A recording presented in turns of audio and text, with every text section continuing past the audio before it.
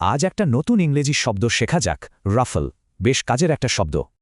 আচ্ছা, ধরুন একটা পুকুর, যার পানি একদম শান্ত, স্থির, কোনো ঢেউ নেই।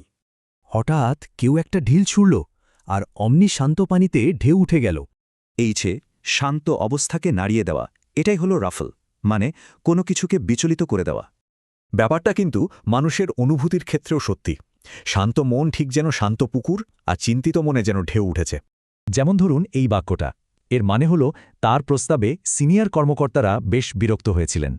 এখানে আবার দেখুন, কোম্পানি এক হওয়ার খবরে কর্মচারীরা তাদের চাকরি নিয়ে চিন্তায় পড়ে গিয়েছিল। আর এই বাক্যটা দেখাচ্ছে কিভাবে একজন তারকার হঠাৎ রেগে যাওয়া তার ফ্যানদের মন খারাপ করে দেয়। তো রাফলড মানে যদি হয় বিচলিত, তাহলে এর উল্টোটা কি হবে? চলুন দেখি। এর উল্টোটা হলো আনরাফলড, মানে যে কোনো কঠিন পরিস্থিতিতেও একদম শান্ত থাকা। তার মানে পার্থক্যটা পরিষ্কার। রাফলড হল চিন্তিত বা বিচলিত, আর আনরাফলড মানে শান্ত, স্থির থাকা।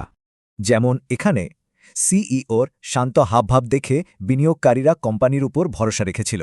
এখানেও দেখুন, মারাত্মক তর্কের মাঝেও সে কিন্তু মেজাজ হারায়নি, একদম শান্ত ছিল।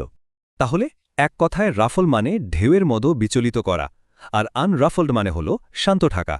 এবার একটু ভাবা যাক কোন জিনিসগুলো আমাদের মনকে মাঝে মাঝে রাফলড করে তোলে।